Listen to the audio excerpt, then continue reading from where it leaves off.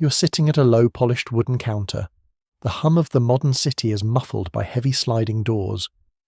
Before you rests a single piece of nigiri sushi, a delicate sliver of fish draped over perfectly vinegared rice. Next to it sits a small, pale green mound. You pick up your wooden chopsticks, pinch a tiny portion of the green paste, and let it dissolve on your tongue. Instantly, a sharp electric heat rushes up through your sinuses.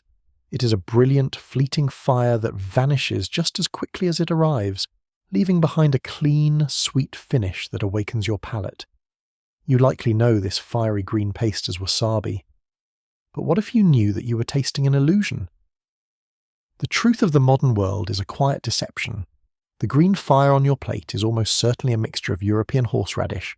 It is a mustard extract and artificial green dye. It is a harsh, industrial imitation.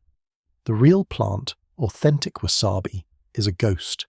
It is the most difficult crop in the world to grow, a fragile phantom that refuses to be tamed by modern agriculture. And centuries ago, this pale green root was not merely a condiment. It was a treasure of the state. It was an ingredient guarded by the edge of a sword, locked behind mountain walls, and kept as a deadly secret by one of the most powerful military dictatorships in human history. To understand why a simple root could command such fear and reverence, you must leave the neon-lit streets of the present. You must travel back across the Pacific and across the centuries to a time when nature was wild, untamed, and deeply unforgiving. You find yourself in the dense, fog-drenched mountains of the Japanese archipelago. It is the deep past, long before the towering skylines of Tokyo ever existed. You're walking beneath a dense canopy of ancient cedar trees. The air is heavy with mist and the damp, earthy scent of moss. You hear the sound of rushing water before you see it. You step to the edge of a rocky ravine. Below you, a shallow, crystal-clear stream cascades over a bed of smooth gravel. The water is freezing, fed by the melting snows of the high peaks. And there, clinging to the rocks, half submerged in the rushing water, you see it. Heart-shaped leaves fluttering in the cold mountain breeze. This is Wasabia japonica. It is a miracle of evolution. It cannot survive in still water. It cannot survive in warm weather. It requires an exact, delicate balance of shade, continuous icy water flow, and perfectly aerated soil. If the water stops moving for even a few hours, the plant dies. If the sun shines too brightly, it withers. For centuries it exists only in the wild, known entirely to mountain ascetics and monks who harvest it in grueling conditions, using it not for flavour, but for medicine. You learn that crushing the stem releases powerful antimicrobial compounds, a vital defence against illness in an age without modern medicine. But the destiny of this wild mountain weed changes forever at the dawn of the 17th century. The year is 1604. You're standing in the quiet, isolated mountain village of Utogi, nestled deep within the Shizuoka prefecture. For decades, the land has been soaked in the blood of the Sengoku period, an era of endless, brutal civil war between rival warlords. But now, the fires of war have been extinguished. A single man has conquered the archipelago. Tokugawa Ieyasu has declared himself shogun, establishing a fierce military regime that will rule Japan with an iron fist. You are a humble farmer in Utogi. In the shadowed ravines surrounding your home, your people have managed to do the impossible. You have figured out how to cultivate the wild mountain wasabi.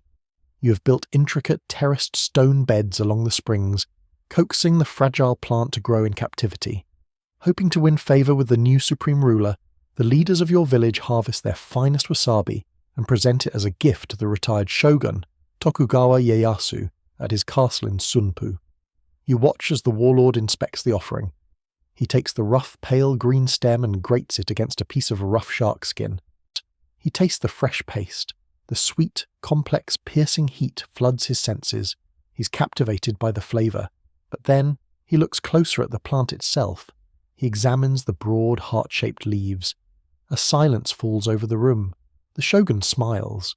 The leaves of the wasabi plant bear an uncanny resemblance to the aoi, the three-leaf hollyhock that serves as the sacred crest of the Tokugawa clan. To Ieyasu, this is not just a delicious root. It is a divine sign. It is a plant that wears the symbol of his family's absolute power. In that moment, a quiet mountain root becomes an imperial monopoly. The shogun issues a strict, terrifying decree. The cultivation of wasabi is to be fiercely restricted. The village of Utogi is placed under a veil of absolute secrecy. You, the farmer, are suddenly bound by the harshest laws of the land. It becomes highly illegal to take a single wasabi seedling, a single leaf, or a single root outside the borders of the Shizuoka territory. You are living under the Tokugawa shogunate. This is a regime that maintains control through terror, strict social hierarchies, and an intricate network of spies. Disobedience is not met with a fine. Disobedience is met with the blade of a katana. To smuggle wasabi is to defy the shogun himself. To share the secrets of its cultivation with outsiders is treason. If you are caught trading this secret, you and your entire family could face execution. For generations, the true taste of wasabi remains locked away, reserved exclusively for the elite. You are now a high-ranking samurai in the shogun's court. You sit in a grand tatami-matted hall. The doors are painted with gold leaf and towering pines. When you dine, you are served slices of raw ocean fish. The threat of food poisoning is a constant shadow over every meal. But beside your plate rests the shogun's secret. You mix the grated wasabi with your fish. The powerful compounds within the green fire kill the bacteria, preserving your health and elevating the meal. You eat knowing that millions of commoners outside the castle walls will never know this luxury. But secrets, no matter how fiercely guarded by swords and decrees, cannot be held forever. Time marches forward. You are swept into the bustling, vibrant early 19th century. The tight grip of the shogunate is beginning to slip. You are standing on the wooden expanse of Nihonbashi Bridge in the heart of Edo, the city that will one day become Tokyo. The air is thick with the smell of the ocean, roasted eel, and humanity. Down in the crowded streets, an entrepreneurial chef named Hanaya Yohei is changing history. He is taking slices of fresh fish from Edo Bay, pressing them over small mounds of vinegared rice, and selling them as fast food to busy labourers. It is the birth of modern nigiri sushi, but the fish spoils quickly in the summer heat. Yohei needs a way to protect his customers. Through quiet, illicit channels, the closely guarded mountain secret has finally leaked into the capital. The cultivation of wasabi has slowly spread to other hidden valleys. Yohei begins smearing a tiny dab of the precious green paste between the rice and the fish. It prevents sickness. It masks the smell of the sea. It creates a culinary masterpiece. The commoners of Edo finally taste the forbidden fire of the shogun. The demand explodes. Oscar wasabi becomes inextricably linked to sushi, a marriage of flavors that will eventually conquer the globe. Yet, as you return to the present moment, sitting at your quiet sushi counter, you realize the supreme irony of this journey. The world fell in love with a ghost. As sushi spread across the oceans in the 20th century, the demand for wasabi vastly outpaced the Earth's ability to grow it.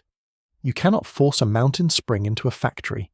You cannot mass-produce a plant that demands pristine, freezing, flowing water and constant back-breaking human care. And so, the modern world compromised. It created the horseradish illusion sitting on your plate today. The real Wasabi japonica remains incredibly rare, exceptionally expensive, and stubbornly untamed. You look down at the green paste on your dish. It is a reminder of how easily history is hidden in plain sight.